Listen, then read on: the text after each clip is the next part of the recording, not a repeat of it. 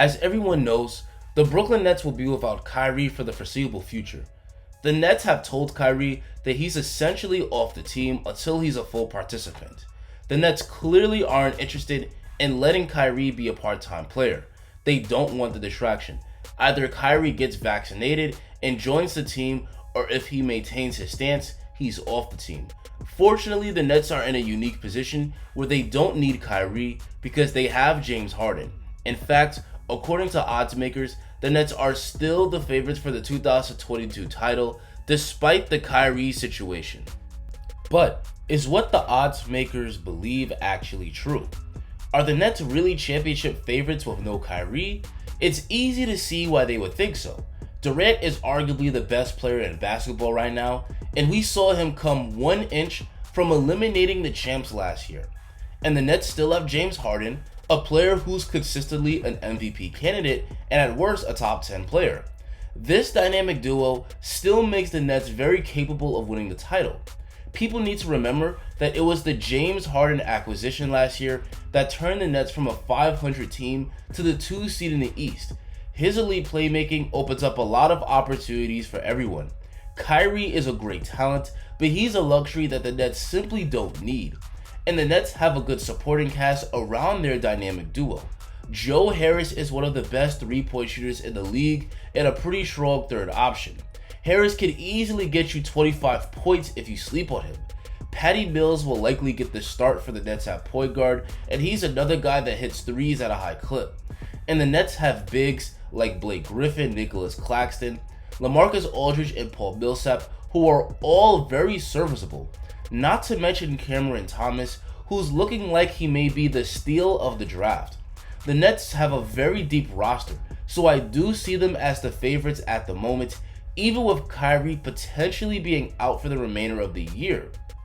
With Kyrie, they were a super team, but without him, they're still a great team. Of course, there's much less room for error. With Kyrie, the Nets could suffer an injury to anyone not named KD and still win the title. Now, the Nets can't really afford to lose a key role player, and if one of KD and Harden go down, they're in big trouble. So the Nets don't really need Kyrie, but not having him does make their road to a title much harder.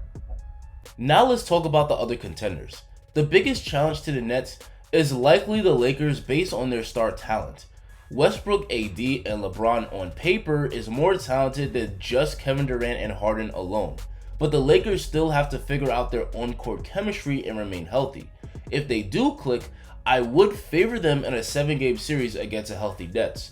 A lot of people are overreacting to the Lakers preseason, but I wouldn't read too much into it. Preseason wins and losses do not matter. The Suns lost all their preseason games last year and still got to the finals, so I wouldn't push the panic button over the Lakers being bad in preseason. Of course, Westbrook has been a turnover machine in preseason, but again, I would not overreact. The Lakers have 9 new players, so it's going to take time for Westbrook to learn how to play with his teammates. Also, the past couple of years, Westbrook has started the year rough, then looked dominant in the second half of the year. If that trend continues, Westbrook should be at peak performance by playoff time. At the end of the day, the Lakers have an ultra-talented big three, and they have knockdown shooters like Carmelo Anthony and Wayne Ellington right next to them. If they gel on the court, I would favor them in a 7-game series against the Nets without Kyrie. Of course, we also have to talk about last year's champions, the Milwaukee Bucks. The Bucks are easily the biggest threat to the Nets in the East, and Kyrie remaining out indefinitely increases their odds. But it's important to remember that the Bucks nearly lost to a Nets team that was at half strength last season. The Bucks did make some nice additions by adding guys like George Hill and Rodney Hood, but I still would favor the Nets with just James Harden and Kevin Durant. I would expect Giannis to once again dominate, but Middleton and Holiday need to be more consistent. It feels like when Middleton plays, he's either prime MJ or Kyle Kuzma with no in-between. Middleton will need to be consistently good in a playoff series against the Nets. Jrue Holiday is another guy that needs to step up. Holiday is a great defender and excellent playmaker, but his scoring can be pretty underwhelming. In last year's postseason, he averaged 17 points per game on only 40% shooting from the field and 30% from 3. Those are awful numbers, and the Bucks aren't beating a healthy Nets team with or without Kyrie, with Holiday shooting the ball that bad. Holiday has played extremely well in the playoffs before. Back in 2018, Holiday averaged 24 points and 6 assists per game on 47% shooting in the Pelicans playoff run. So Holiday has dominated in the playoffs in the past, but he needs to play at that level again in a playoff series against the Nets.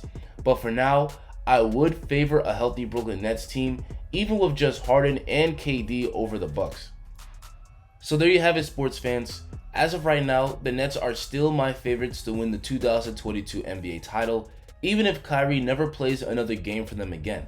Of course, I'm saying this before the season has even started. We still have to see how the Lakers gel, and if they click, I do believe they're the favorites to win the title thanks to their big three. But without Kyrie Irving, the gap between the Nets and the other contenders is much smaller, and they'll be much more severely weakened if a major injury happens. But that's going to be it for me. Are the Nets still the favorites for next year's title? Who do you think wins the 2022 NBA championship?